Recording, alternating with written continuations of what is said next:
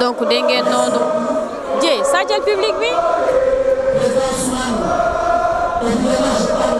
voilà dégg ngeen ko noonu étudiants yi ñoom ngeen di dégg ñuy nekk noonu di yuuxu turu Ousmane Sonko gis ngeen leen noonu fu mu nekk nii nag Sonko moom moo war a jël kàddu xam naa ni moom moo war a voilà donc gis ngeen leen noonu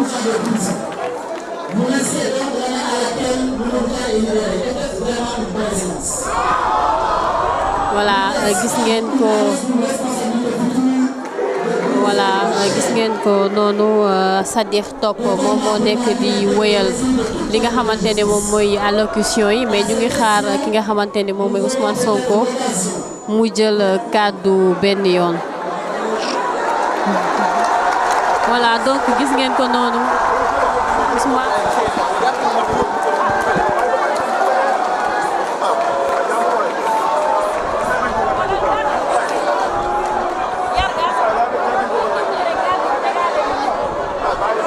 fil bi mën na dem mais man bu ma ko yoree damay mel ni journaliste kay mooy journaliste si kay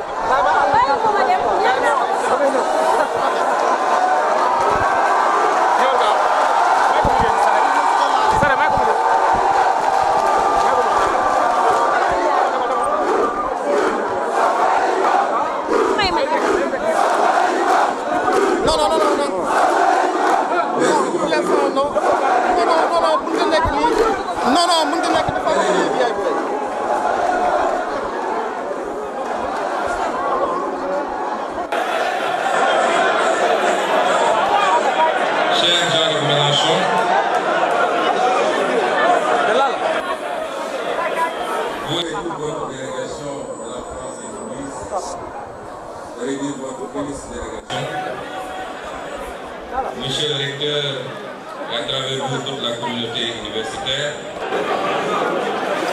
chers étudiants, chers invités, je disais hier au président Mélenchon, je préfère l'appeler président, que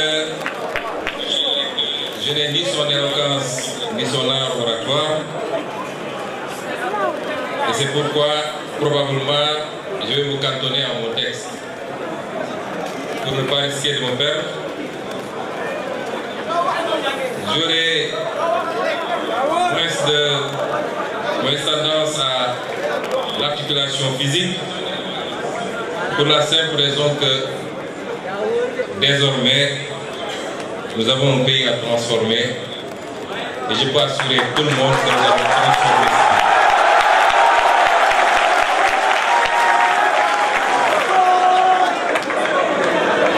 Je vous le dis avec d'autant plus d'assurance que ça fait à peine un mois que nous sommes aux affaires.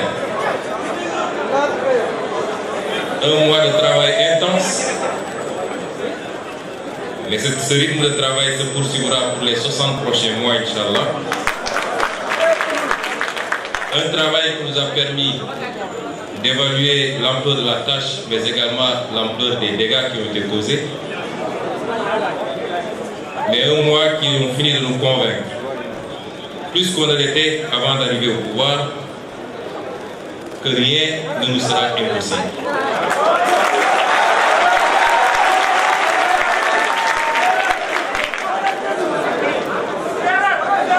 Je parle avec beaucoup de calme également parce qu'au-delà d'un pays à transformer, et nous le ferons, nous avons un continent à inspirer. Je crois que nous l'avons jusqu'à présent inspiré dans le parcours combattant que nous avons eu en tant qu'opposants politiques. Il nous faut inspirer ce continent désormais par notre capacité à faire de ces responsabilités qui nous ont été confiées œuvre utile pour le peuple sénégalais et pour les peuples africains.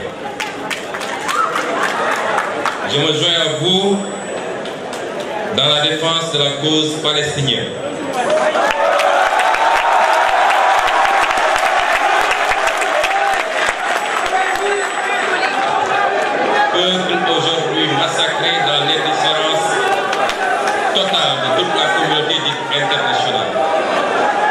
Sénégal a toujours eu une position et continue à la maintenir.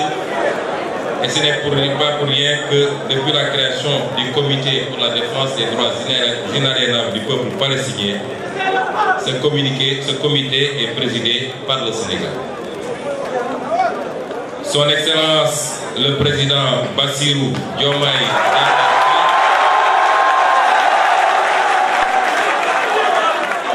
a réitéré cette position sans ambiguïté du Sénégal lors du dernier sommet de l'OCI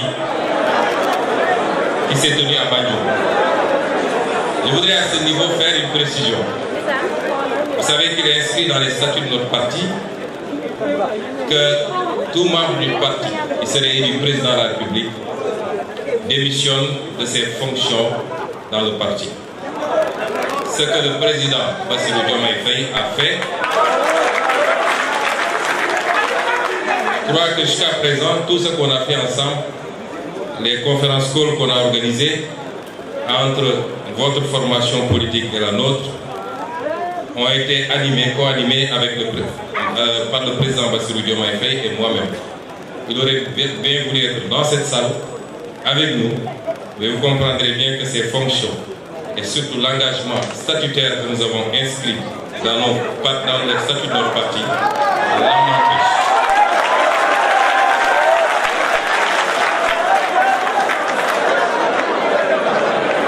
Les lignes que je vais lire tout à l'heure, Monsieur le Président Mélenchon, ont été rédigées le 26 juillet 2023, c'est-à-dire 2 jours avant mon arrestation ou mon kidnapping, comme je l'appelle.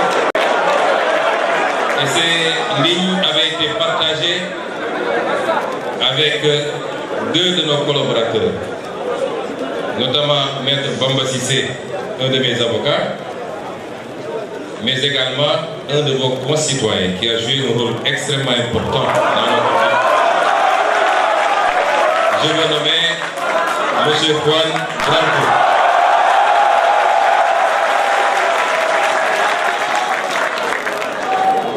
Il nous est demandé aujourd'hui d'échanger sur l'avenir des relations entre l'Europe et l'Afrique.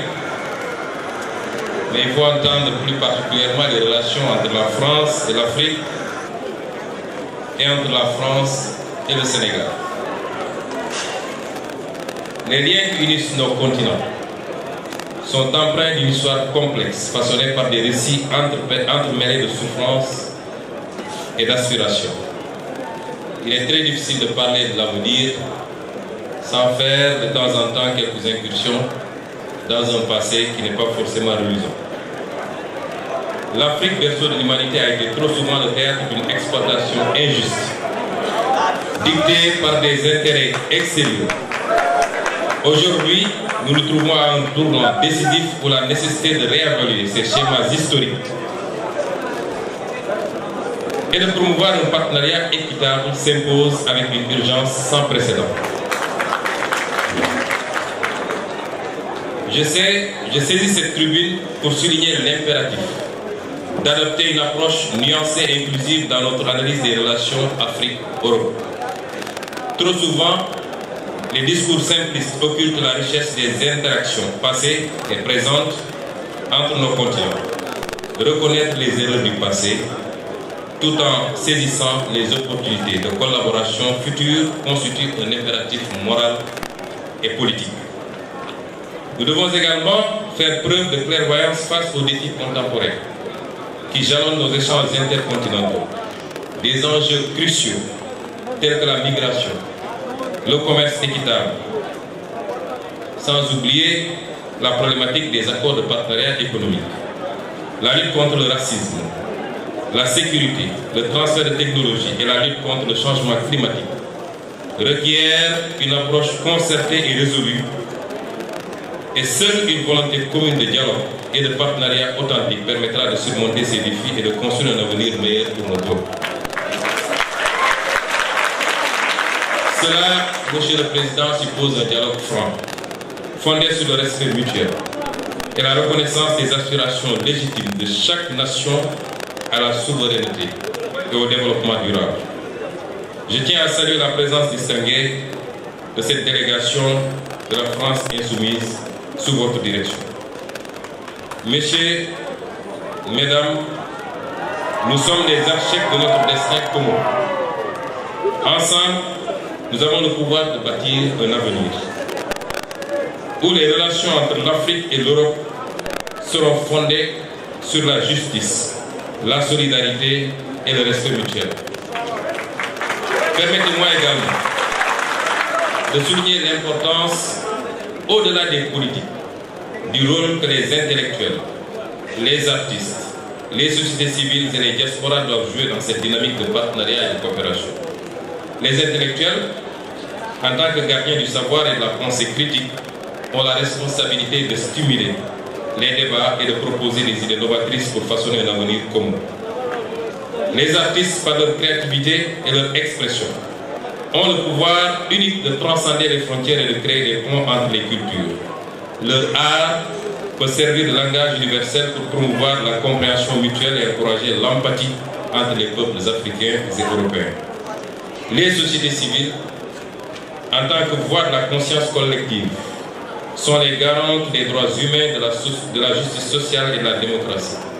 Leur engagement actif peut contribuer à renforcer la transparence et la responsabilité dans les processus décisionnels, garantissant ainsi que les intérêts des citoyens sont au cœur des relations Afrique-Europe. Enfin, les diasporas africaines, en Europe comme ailleurs, constituent des ponts vivants entre nos continents. Leur contribution économique, culturelle, sociale, offre des opportunités uniques de renforcer les liens entre nos sociétés. Ensemble, nous pouvons construire un avenir où la coopération, le respect mutuel et la solidarité sont les maîtres mots de nos relations. Cela nécessite un engagement collectif et une volonté inébranlable de travailler ensemble pour relever les défis communs et saisir les opportunités qui se présentent. Ceci dit, les relations entre l'Europe et l'Afrique, les relations entre la France et l'Afrique, particulièrement celles entre la France et le Sénégal. Parce que quand on parle des relations entre les pays qui avaient été colonisés par la France, quand il est question de relations avec l'Europe, il faut beaucoup plus sous-entendre les relations avec la France qui continue à être un écran et une croix, une piste de transmission sur toute l'Europe ou tout le reste de l'Europe, y compris dans les instances européennes. Ces relations n'ont pas été toujours fondées, assises sur l'égalité, sur l'équité, sur le respect mutuel.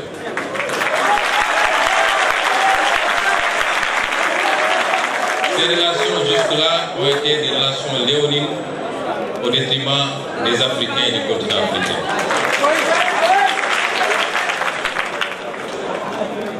On oublie seulement une chose, c'est qu'une grande partie de l'argent qui est dans le porte-monnaie, dans notre porte-monnaie, ça s'entend, le porte-monnaie des Occidentaux, des Européens en particulier, vient précisément de l'exportation, depuis des siècles, de l'Afrique. Pas uniquement, mais beaucoup vient de l'exportation de l'Afrique. Alors il faut avoir un petit peu de bon sens, je ne dis pas de générosité, de bon sens, de justice pour rendre aux Africains, je dirais, ce qu'on leur a pris, d'autant que c'est nécessaire si on veut éviter les pures convulsions du futur. Avec les conséquences politiques que cela comporte dans un proche avenir. J'ai fait une citation qui pourrait être rattachée aux activistes africains les plus radicaux, mais qui en réalité vient de l'ancien président de la France, j'ai nommé M. Jacques Chirac.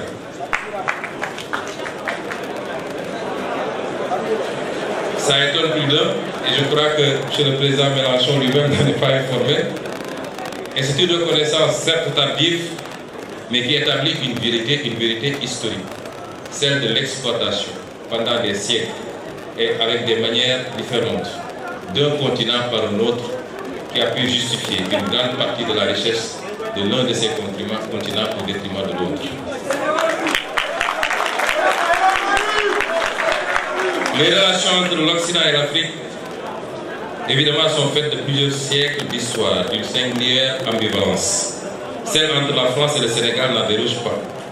Les péripéties de ces relations à travers le temps ont abouti à des sentiments faits d'amour et de désamour, de fierté et de culpabilité, de crédulité et de scepticisme, sentiments qui se manifestent et s'expriment véritablement, variablement selon les époques et les contextes.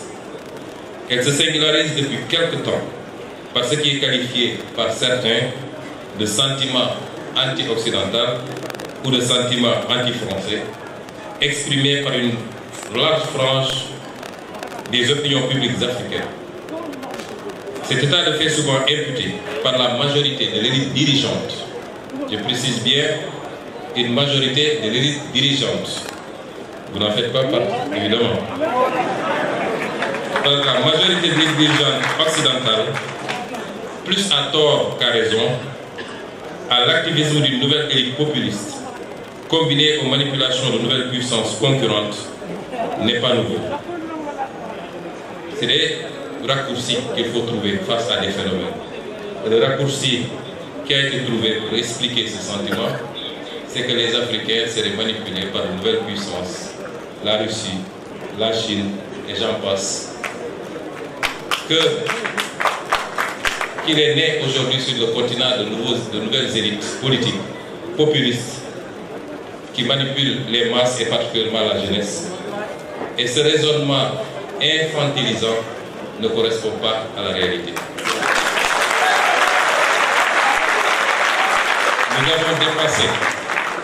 Nous avons dépassé l'époque où les Africains pouvaient se faire manipuler par quelques peuples, par quelques régimes.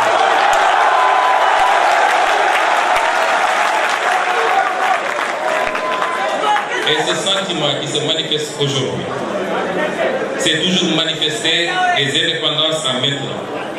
Chaque génération a connu son lot de militants, porteurs du même discours, désapprobateurs du caractère volontairement léoné et destructeur pour l'Afrique de ses relations avec le reste du monde et particulièrement avec l'Europe. Ce qui est par contre nouveau, et nous l'admettons, c'est l'ampleur qu'ont pris ces idées auprès des masses africaines, nourries entre autres par les échecs des élites gouvernantes africaines souvent corrompues et les relations ambiguës que l'Europe entretient avec elles, les menaces sécuritaires, l'apparition de nouvelles opportunités de coopération, mais évidemment l'effet multiplicateur des réseaux sociaux. Aujourd'hui, l'Afrique, la majorité de ses élites, sa jeunesse, sa diaspora et ses masses populaires ont beaucoup évolué. L'Occident l'a-t-il suffisamment compris? Ou est-il encore figé dans une version focardienne de ses relations avec l'Afrique? Avec la France, par exemple, j'ignore pas que nous, notre mouvement politique, quand je dis la France, je parle de ceux qui gouvernent aujourd'hui la France. Je parle du président Macron. Nous ne parlons pas du peuple français avec lequel nous n'avons aucun problème et avec lequel nous sommes liés par une longue et riche histoire. Et je ne parle pas de toutes les élites politiques françaises, ni de la société civile. Je parle de l'élite gouvernante actuelle. Cette France, je n'ignore pas que pour elle, nous avons été, et peut-être nous le sommes encore, malgré notre élection démocratique par le peuple sénégalais, dépeint sous les traits d'un mouvement et d'un leader terroriste, islamiste, violent, populiste, anti-occidental, communiste. Je ne parle pas de vous. Vous partagez ce soir avec vous.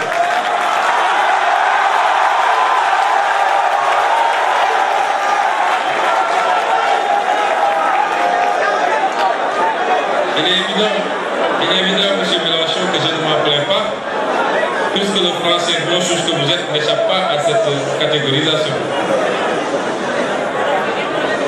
La vérité, c'est que beaucoup de gouvernants européens, et singulièrement français, s'accommodaient mal de notre discours politique souverainiste et se fixer comme objectif de l'entraver. C'est ce qui explique certainement le mutisme approbateur face à la sanglante persécution du régime du président Macky Sall contre notre parti politique et ses militants.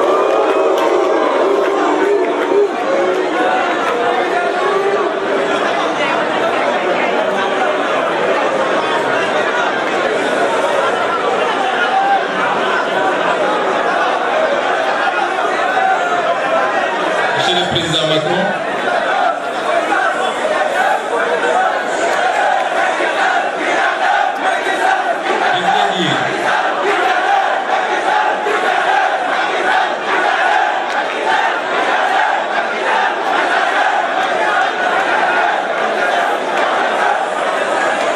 cher Jean-Luc, ce tableau semble assez sombre. Je le dis parce que durant toute la période de persécution extrêmement violente contre tout un mouvement politique au Sénégal, ayant entraîné, causé la mort de plus d'une soixantaine de personnes, des milliers de blessés, plus de 1000 détenus politiques, vous n'avez jamais entendu le gouvernement français dénoncer ce qui s'est passé au Sénégal.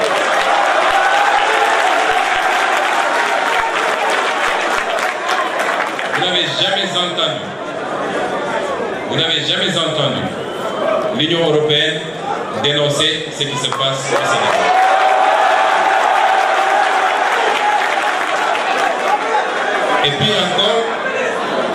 Et pire encore, c'est au pire de ces persécutions que le président Macron accueillait le président Macky Sall pour le féliciter. D'avoir fait ce qu'il fallait pour sauver son pays. C'est une incitation à la répression, une incitation à la persécution et l'exécution de Sénégalais qui n'avaient de crime que d'avoir un projet politique qui était majoritairement celui des Sénégalais, et ce qui le confirme, c'est l'élection bien définitive à plus de 54% de son Excellence le président Bassirou Diomaye Faye. Je voulais faire une précision. Les propos que j'avance sont les propos de Ousmane Sonko, président du parti Pastef.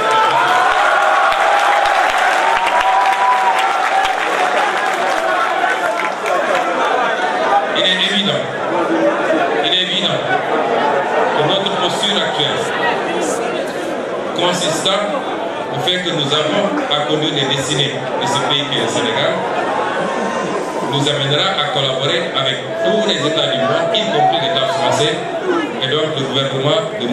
Emmanuel Macron. Mais je peux également assurer que les postures et les positions que nous avons défendues jusqu'à présent en tant qu'opposants seront exactement les mêmes aujourd'hui.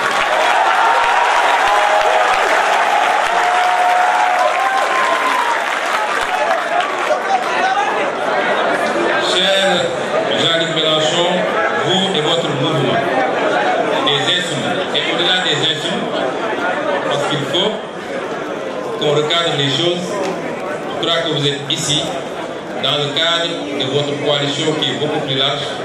Et il y a ici des élus qui ne sont pas membres des Insoumis, mais qui font partie de votre coalition un peu plus large. Mais je dirais, vous et votre mouvement, vous nous avez dit hier que vous ne vouliez pas que par votre silence sur ce qui s'est passé ici au Sénégal, que ce silence soit le prétexte d'une généralisation de cette perception à toute l'élite politique française et au-delà à tout le peuple français. Que vous vouliez être par votre engagement, non pas aux côtés de Pastef et du peuple sénégalais, mais par la défense de la démocratie et de la vérité, vous vouliez être cette autre voie de la France. L'accueil qui vous a été réservé ici au Sénégal doit vous rassurer que vous avez été cette autre voix de la France que nous avons entendue. Et au nom de tout le peuple sénégalais, je vous dis merci.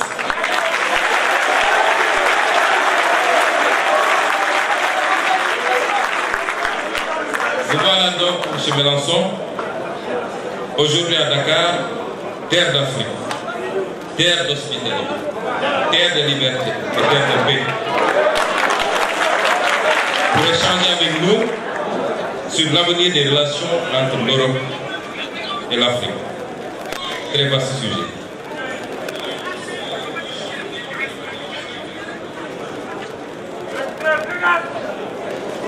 Cette relation que j'ai décrite plus haut, jusqu'à présent, s'est passée comme nous connaissons.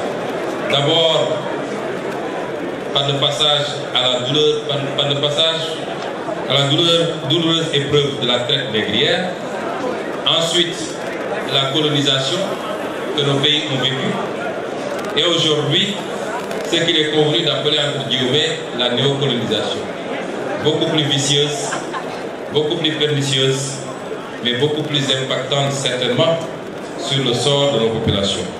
Et pourtant, nous y avons presque cru lorsque le président Macron déclinait la nouvelle doctrine africaine de l'Élysée. Cette nouvelle doctrine qui devait consister au refus de tout soutien politique à des régimes autoritaires et corrompus. Ce n'est pas ce qui s'est passé au Sénégal. Et j'ai bien aimé tout à l'heure une expression où vous disiez que nous devions participer à tous les combats, où vous rejetiez la neutralité et vous disiez que nous devions participer à tous les combats sur la base d'un principe très simple. Je vous mêle de tout avec les mêmes principes. Malheureusement, l'Occident et l'Europe, très promptes à donner des leçons et à se mêler de tout, ne se mêlent pas de tout avec les mêmes principes. Je m'en veux pour exemple ce qui se passe aujourd'hui dans les pays du Sahel.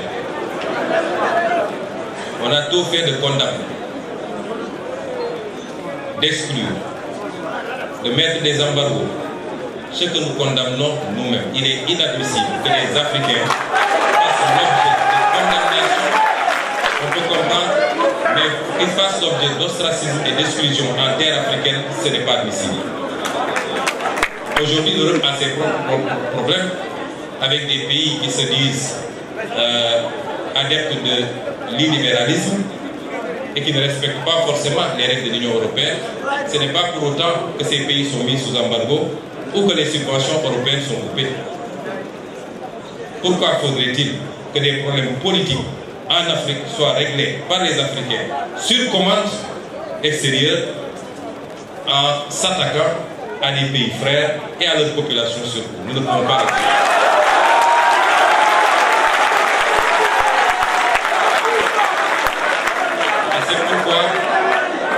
Et c'est pourquoi nous ne lâcherons pas nos frères du Sahel.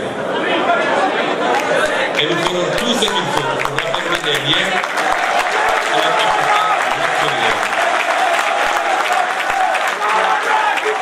Ceux qui aujourd'hui condamnent des régimes considérés comme des régimes militaires ou dictatoriaux sont pourtant enclins à aller dans d'autres régimes qui ne sont pas démocratiques lorsque leur intérêt se trouve pour négocier du pétrole ou des marchés. Est-ce qu'à partir de ce moment, on peut dire qu'ils se mêlent de tout avec les mêmes principes? Absolument pas. Les problèmes internes au pays doivent être réglés par les citoyens de ces pays. Certes, il y a eu des coups d'État. Et certes, personne n'encourage la commission de coup d'État. Mais je refuse d'être ceux qui analysent les symptômes et qui refusent d'analyser les causes réelles.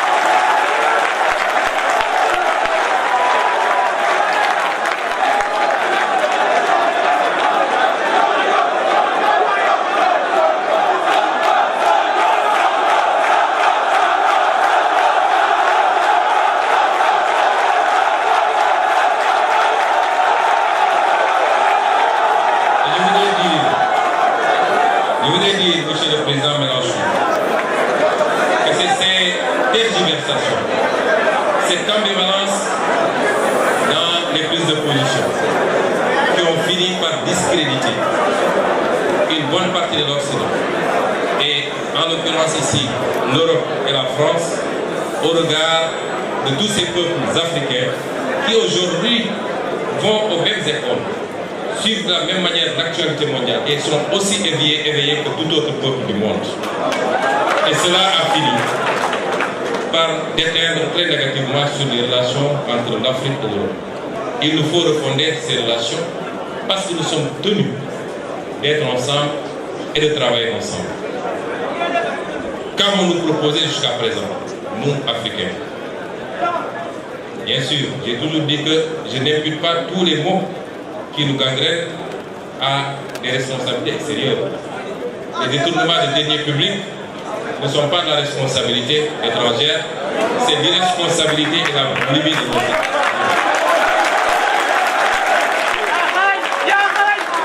Les mauvais choix de politique publique, même s'ils sont dictés par des institutions internationales, ne sont que de la responsabilité de nos propres élites. Je puis vous assurer que personne, rien ni personne, aussi bien dans le cadre bilatéral que multilatéral, ne nous imposera à nous.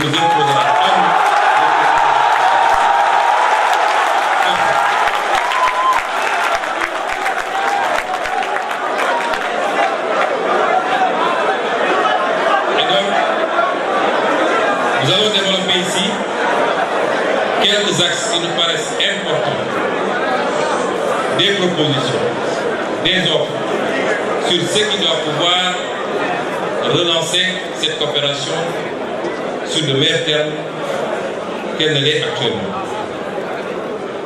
Mais avant, je présenterai brièvement le modèle qui est le nôtre. Nous sommes arrivés au pouvoir avec le modèle que nous avons présenté aux Sénégalais pendant 10 ans. Nous n'avons pas été élus parce que nous avons des machines à billets pour distribuer en électorat. Non. Nous avons été élus sur la base d'un programme, d'un projet, d'une vision. Et de manière synthétique, c'est quoi cette vision?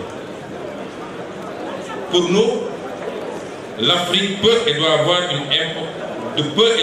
une importante locomotive de la croissance mondiale. Pour cela, elle n'a prioritairement besoin. Elle n'a pas prioritairement besoin d'un traitement de faveur ou d'une approche infantilisante, comme ce fut le cas jusque-là. Elle n'a pas besoin d'un modèle principalement financier de l'extérieur à travers une dette mal maîtrisée et libérée en devises étrangères, ou d'un afflux d'investissements directs étrangers exclusif du secteur privé national qui génère une croissance extravertie du fait, entre autres, d'un taux de change fixe.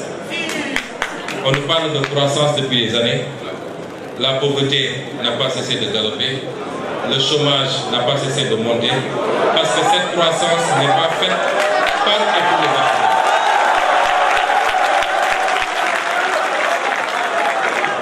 Tel est le schéma auquel est soumis le continent africain. Et le Sénégal en particulier, par le libéralisme ambiant qui les a réduits en statut de marginaux dans leur propre continent. Les conséquences sont sans appel.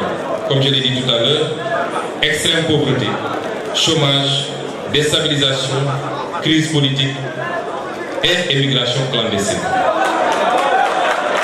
Le modèle que nous voulons donc est totalement opposé et repose sur une mobilisation optimale des ressources endogènes d'abord. Leur utilisation efficace, efficiente et transparente dans un état de droit et un environnement de liberté économique qui soit propice au secteur privé, national d'abord, africain ensuite, international enfin.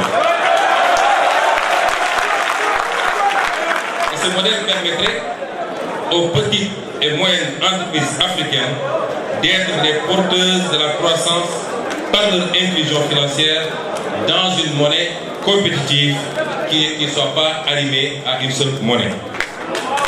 Dans ce modèle donc, l'Afrique doit être sa propre locomotive. Et le reste du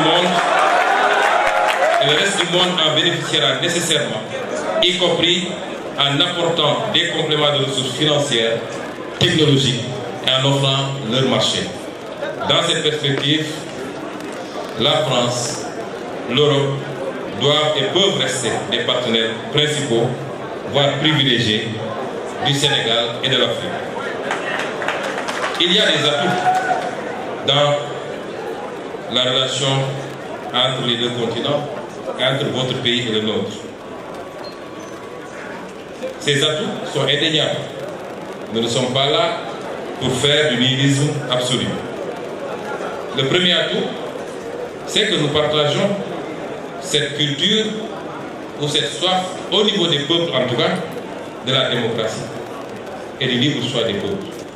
Je crois que le Sénégal a suffisamment démontré à travers les années, malgré les crises que nous avons traversées, que c'est un peuple qui est très attaché à sa liberté et à sa démocratie. Nous partageons également une histoire. Le Sénégal, la France, l'Afrique, l'Europe, c'est plusieurs siècles d'histoire dont les vestiges architecturaux sont encore très visibles dans tous les pôles urbains du pays. Des siècles d'histoire traversés d'épreuves douloureuses, subies ou partagées, mais qui ont créé également un lien à nul autre comparable. Nous partageons également la langue, vous en avez parlé, au point de dire que cette langue appartient à ceux qui la parlent et qui sont majoritairement sur le continent africain. Nous partageons cette option sous réserve de notre option également ferme de travailler à la promotion et au développement de nos langues nationales.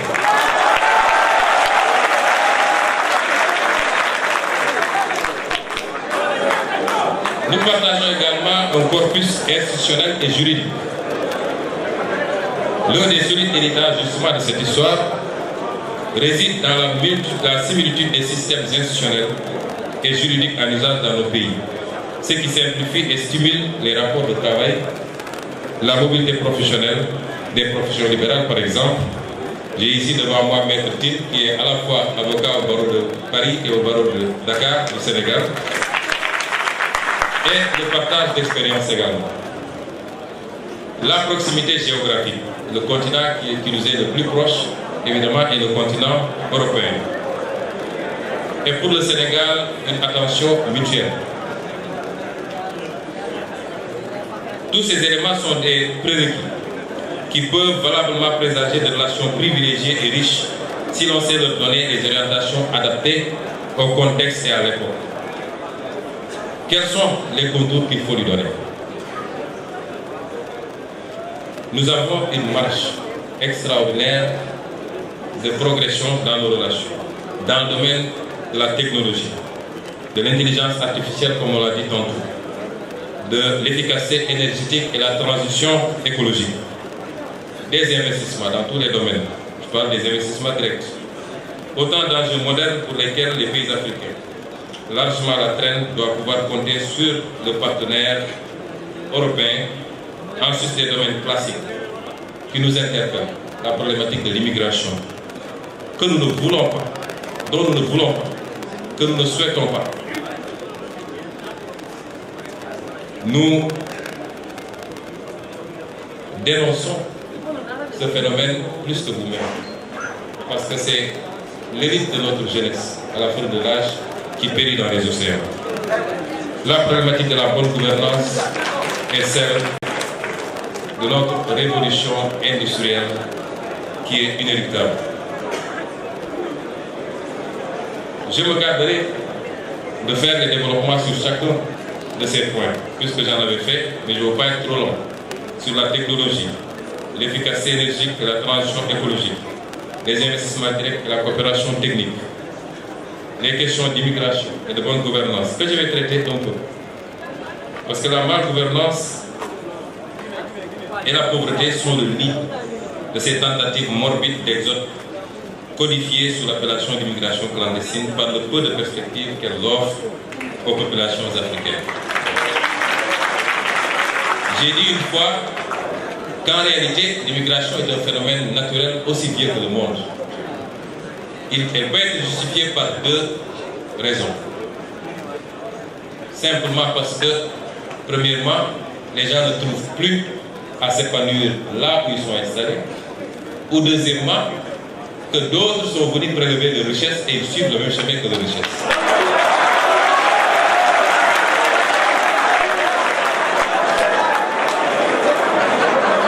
Et je persiste encore à dire à cette jeunesse que malgré tout, la solution ne se trouve pas dans l'immigration.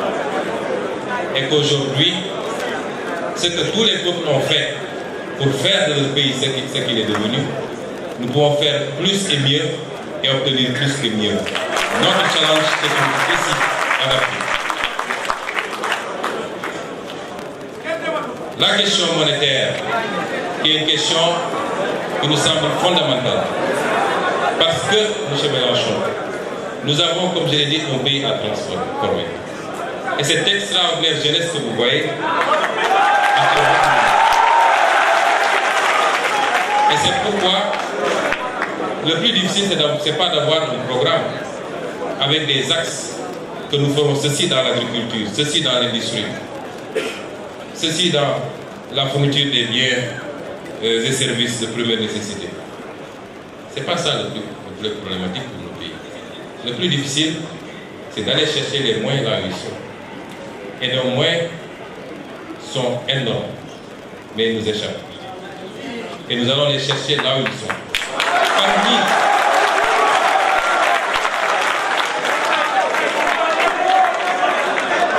et sur ce chapitre, je voudrais dire que la monnaie, tout autant que l'impôt, est un puissant levier économique et un instrument de souveraineté. Vous avez tantôt parlé de souveraineté.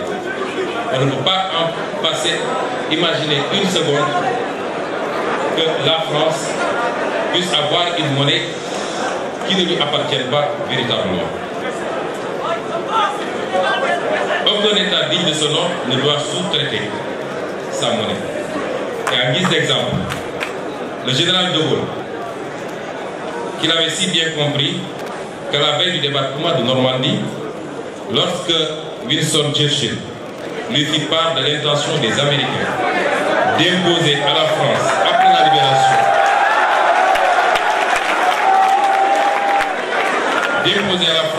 la libération, une nouvelle administration, une monnaie appelée billet drapeau, le général piqua une colère noire. Vous connaissiez ces colères. Allez, faites la guerre avec votre fausse monnaie rétorquative. Ce billet ne circula que peu de temps en Normandie, notamment un seul mois, deux ou trois mois de juin à août 1944, avant d'être définitivement retiré. Voici ce que nous en disions sur la question monétaire dans notre ouvrage intitulé Solutions pour un Sénégal nouveau.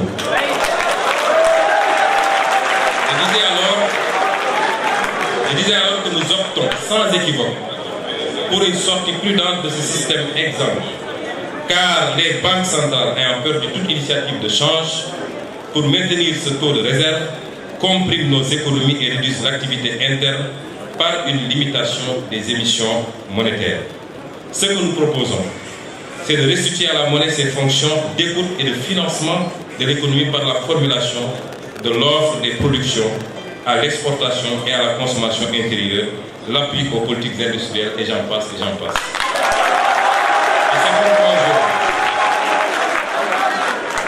Et c'est pourquoi aujourd'hui, dans notre option de renforcer notre marché financier national par divers leviers, parmi lesquels des investisseurs étrangers qui acceptent de combler notre déficit d'épargne pour partir en monnaie locale. Imaginez-vous que les pays africains s'endettent en devises étrangères et donc sont exposés aux fluctuations du marché. Aucun pays africain presque ne peut s'endetter en devises locales. Et cela doit cesser parce que nous en subissons les conséquences. Et ce que nous voulons également, c'est une monnaie flexible, arrimée au moins à deux devises, à même d'aider à amortir les chocs exogènes et accompagner notre compétitivité à l'exportation. Je ne pourrais pas faire tous les développements sur la question monétaire, mais si j'en parle, c'est que à chaque fois qu'un homme politique africain soulève la question monétaire, il devient le diable incarné. Nous n'avons pas le droit de parler de notre propre monnaie. On n'en débat jamais au Parlement. On refuse d'en débattre dans les plateaux de télévision. Et pourtant, vous pouvez débattre de l'euro sur la tribune de l'Assemblée nationale française. Et c'est pourquoi nous en faisons un débat, nous l'imposons. Et je pense que dans le cadre communautaire, en tout cas les derniers développements que nous en avons, nous nous acheminons sûrement vers ces réformes que nous souhaitons tant, qui nous seraient tardées. L'autre élément, c'est la sécurité. La présence de bases militaires étrangères au Sénégal.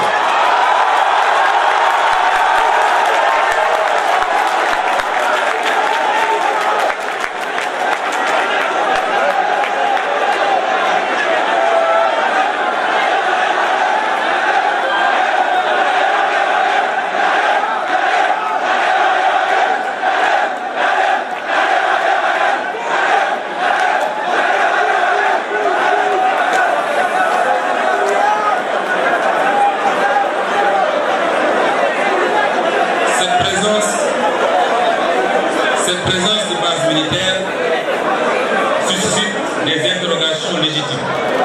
Plus de 60 ans après nos indépendances. Nous devons nous interroger sur les raisons pour lesquelles l'armée française, par exemple, bénéficie toujours de plusieurs bases militaires dans nos pays et sur l'impact de cette présence sur notre souveraineté nationale et notre autonomie stratégique. L'histoire récente, j'aime bien prendre des exemples sur la France elle-même. L'histoire récente de la France est très riche en anecdotes intéressantes sur la problématique et les enjeux de la question sécuritaire. Entre 1956 et 1958, vous êtes historien, je ne le suis pas, je peux me tromper sur les dates et même sur les faits.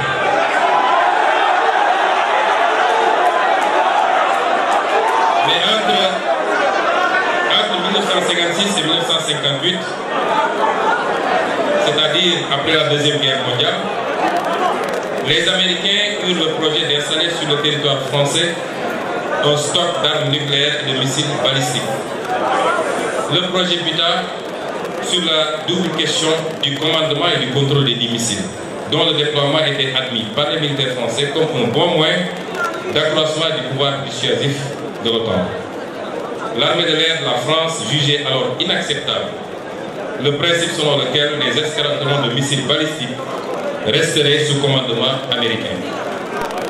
Ces unités devaient impérativement être sous commandement national. Dès son arrivée au pouvoir, le général de Gaulle, encore lui, lors de la réunion de défense du 7 juin 1958, avisa que ces armes devront être obligatoirement sous contrôle français et que la France réclame le droit de donner son avis dans le déclenchement d'une éventuelle guerre nucléaire, toute condition jugée excessive par les Américains au point qu'un accord n'ait pu être conclu. Deuxième exemple, en mai 1966, le général de Gaulle engagea la France à se retirer du commandement intégré de l'OTAN, qui disposait alors d'une dizaine de bases militaires en France. Et la conséquence, nous la savons. Et justifia cette décision par la volonté de la France de disposer d'elle-même, volonté qui est incompatible avec une organisation de défense dans laquelle elle est subordonnée. Je réitère ici la volonté du Sénégal de disposer de lui-même, laquelle volonté est incompatible avec la présence durable de bases militaires étrangères au Sénégal. Ceci ne remet pas en question les accords de défense. Nous entretenons des accords de défense avec beaucoup de pays, les États-Unis, la Grande-Bretagne, la Chine même, je crois, beaucoup de pays. On peut avoir des accords de défense sans que cela ne justifie que le tiers de la région de Dakar soit occupé aujourd'hui par des garnisons étrangères.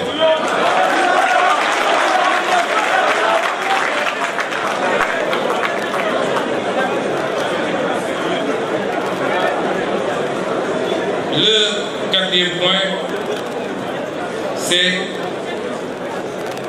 le juste gain sur nos propres ressources naturelles.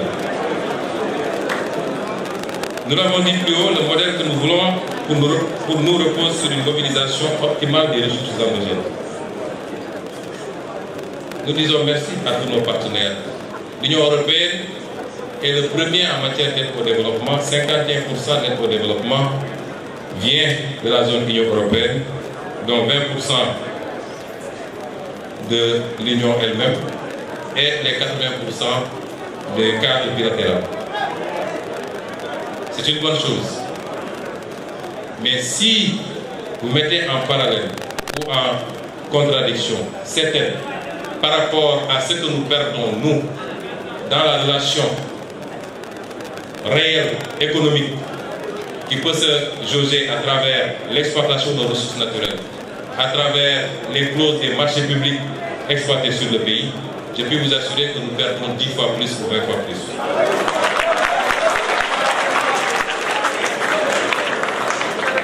Et c'est pourquoi nos partenaires doivent comprendre que c'est là la seule issue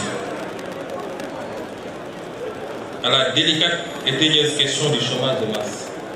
C'est que nos pays s'organisent, en plus de la mobilisation des ressources fiscales et des droits de porte, en plus de la question monétaire qui doit nous permettre de pouvoir avoir une monnaie adaptée à nos réalités économiques, en plus du travail qu'il faut faire sur la réduction du train de vie de l'État et la lutte contre la corruption qui nous fait perdre énormément, c'est aussi la renégociation de toutes les conventions qui ont été signées de manière réunie et qui aujourd'hui, aussi bien au niveau des clauses juridiques, des clauses financières que des clauses techniques, sont au détriment de notre peuple. Je peux dire ici, et vous ne le saviez pas, on nous a promis que le gaz commencera à être exploité cette année. Vous connaissez l'impact que peut avoir cette richesse sur un peuple. Vous allez dans des pays comme le Qatar qui, 30 ou 40 ans en arrière, on y enregistrait que des plantes dans le désert. Vous voyez ce que c'est devenu avec une bonne utilisation de leur gaz naturel. Mais si nous ne prenons pas de responsabilités, je peux assurer les Sénégalais que dans les 15 ou 20 ans à venir, le Sénégal ne gagnera pas un copec de son gaz. Et c'est inadmissible.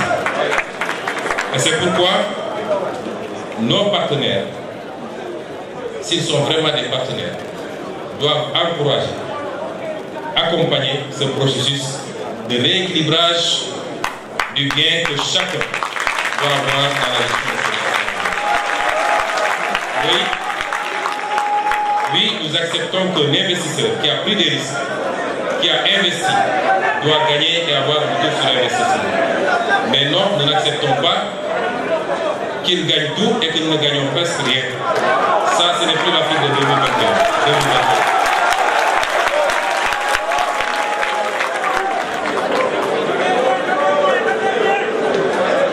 J'aimerais terminer par le dernier point.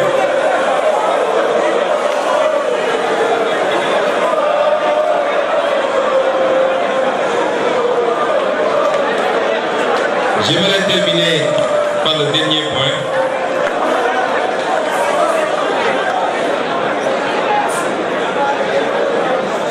Nous disions hier, vous et moi, que nous avons énormément de convergence. Et je suis sûr que vous vous retrouvez dans tout ce que j'ai dit jusqu'à présent. Je suis moins sûr que vous allez vous retrouver dans ce que je vais dire maintenant. Mais on ne peut pas avoir une convergence parfaite, ça n'existe nulle part. Même entre nous Sénégalais, entre nous, dans le cadre de notre parti, le PASTEF, nous n'avons pas une convergence parfaite. Et j'aimerais terminer sur un point qui relève beaucoup plus des aspects culturels, sur lesquels les échanges doivent être prudents du moins. Sur l'aspect culturel, qui relève souvent de la foi, et qui déclenche beaucoup de passion. Chaque peuple doit se donner les moyens de respecter les autres peuples dans leurs croyances et leurs convictions.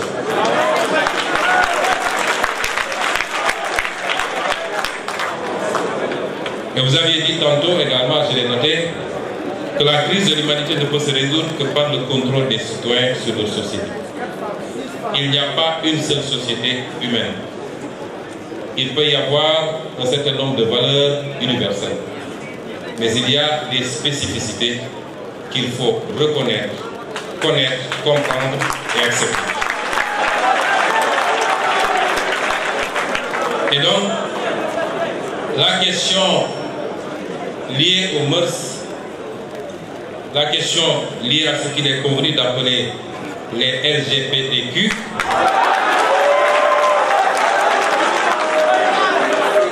risque d'être le prochain casus belli entre le monde occidental et le reste du globe terrestre si elle continue à être posée de cette façon.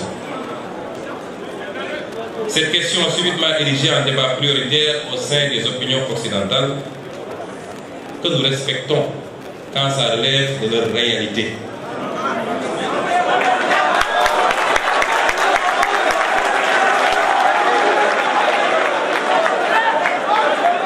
Et cette question corrélée à celle des nouveaux droits tels que ceux liés au genre cristallise énormément de passion et d'incompréhension tant elle met face à face des cultures, des civilisations et des systèmes politiques à la vision diamétralement opposée sur la question. D'aucuns même lient l'exacerbation de ce qui est perçu comme un sentiment anti-occidental dans beaucoup de parties du monde, non pas aux divergences politiques et économiques, mais plus à une certaine propension de ce dernier à essayer d'imposer sa vision et ses pratiques sur des aspects qui relèvent des réalités sociales et sociologiques ancrées et donc du dogme et de la passion. Le Sénégal est un pays optionnellement et fondamentalement laïque, non pas dans le sens d'un État athée, mais plutôt d'un État équidistant et respectueux de tous les cultes et d'une tolérance sociale, religieuse, ethnique et raciale universellement saluée et donnée en exemple. Rien ni personne ne remettra en cause ce modèle séculaire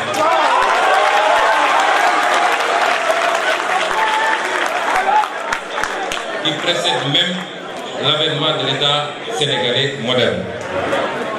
Cependant, même si nous partageons une ossature universelle de la laïcité, chaque société l'adapte à son contexte et à ses réalités socioculturelles.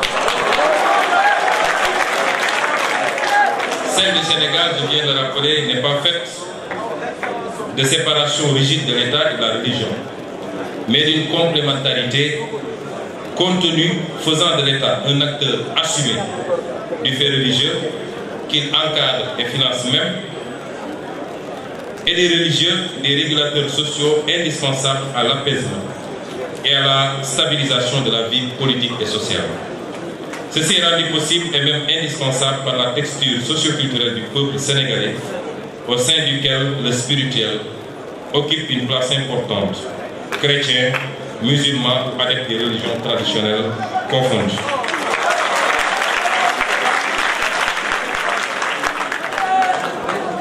Président Mélenchon, c'est ce modèle qui explique en partie le statut exceptionnel du Sénégal et qui lui a permis de demeurer un niveau de stabilité tout juste troublé par quelques revendications irrédentistes dans le Sud. Il est alors évident que les velléités extérieures de nous imposer, encore une fois, l'importation de modes de vie et de pensée contraires à nos valeurs risque de constituer un nouveau casus belli. La question du genre, par exemple, revient régulièrement dans les programmes de la majorité des institutions internationales et dans les rapports bilatéraux, même souvent comme une conditionnalité pour différents partenariats financiers. Nous pouvons noter aujourd'hui que la question des genres n'est pas nouvelle dans nos sociétés. Il ne faut pas penser que nos sociétés ne connaissaient pas ces questions. Elles les connaissaient, elles les géraient à leur façon. Elle n'est nulle part d'ailleurs et est presque consubstantielle à l'humanité. Elle ne peut être donc l'apanage de l'Occident. Chaque société, comme je le disais, a établi et perpétue librement ses mécanismes d'absorption des faits sociaux qu'il faut respecter dans la limite de l'humainement raisonnable. Par exemple, la France interdit la polygamie. Le polygame que je suis serait un hors.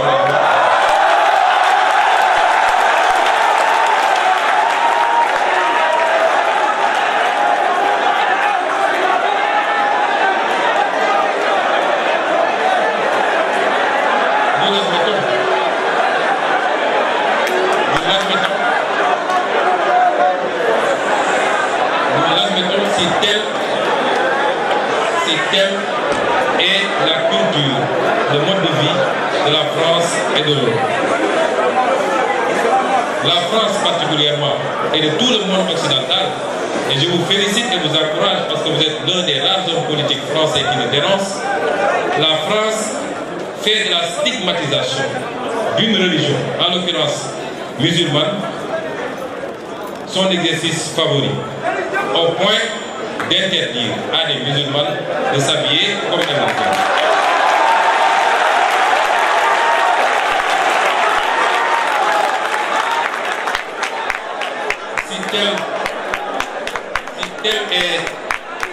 Si cela est conforme à la culture, au mode de vie, aux options des Français, nous l'acceptons et les Sénégalais qui vivent en France devront s'y adapter. Eh bien, si aujourd'hui, dans notre société,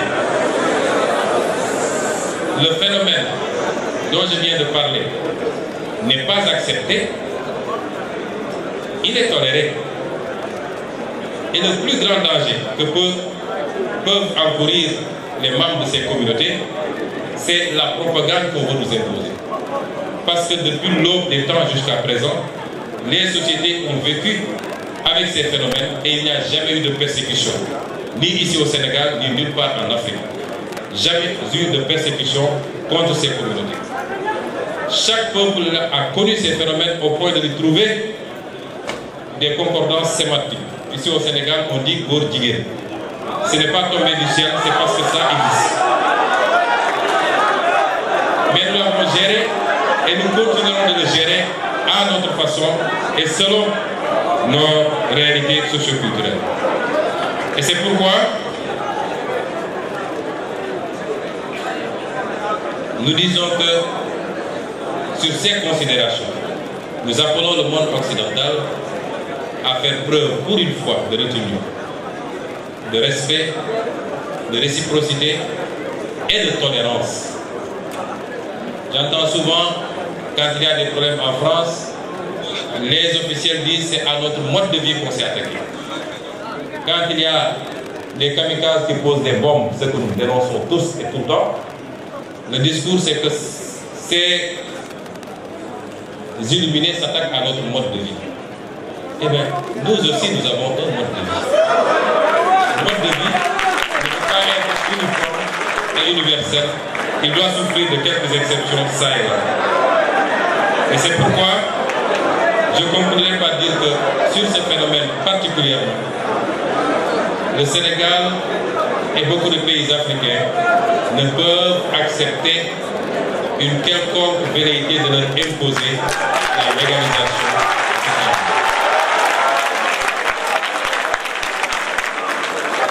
Pour conclure, je dirais à monsieur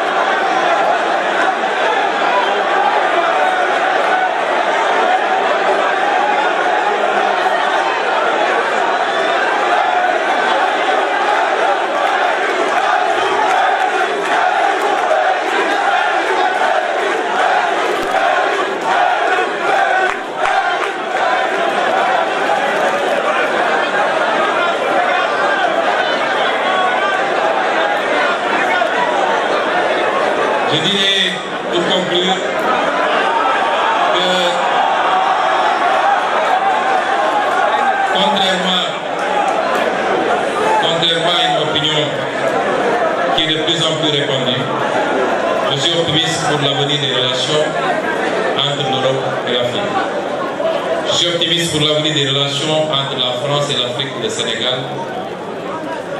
Mais pour que cela se fasse, nous souhaitons au peuple français et pour le peuple français que des voix comme celle de M. Jean-Luc Mélenchon soient entendues.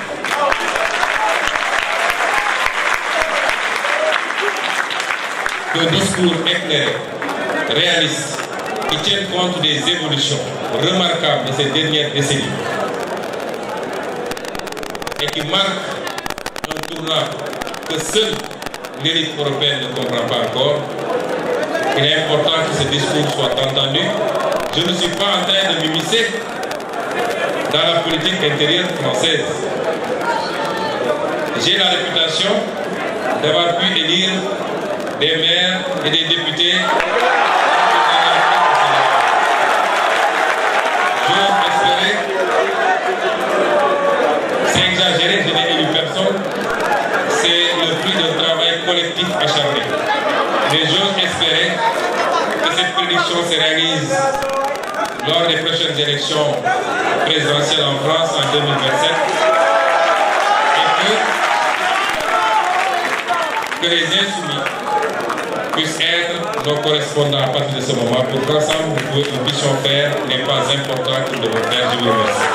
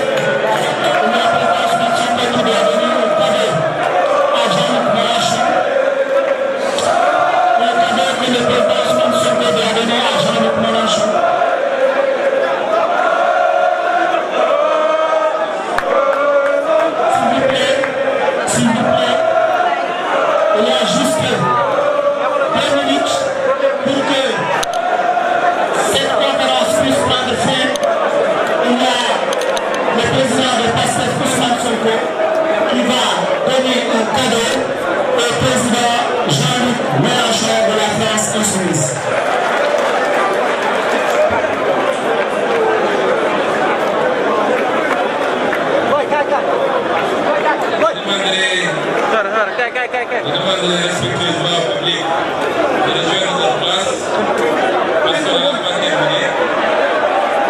Nous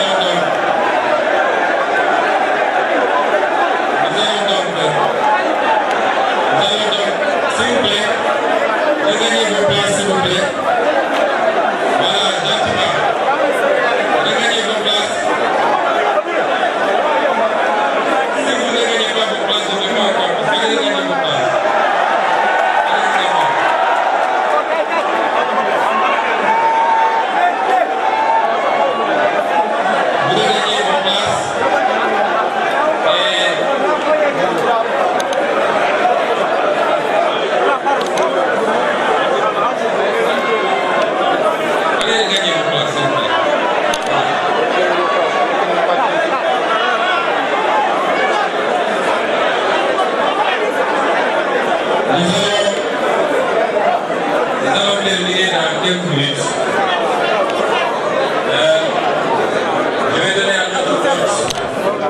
La possibilité de vous dire au revoir pendant quelques minutes.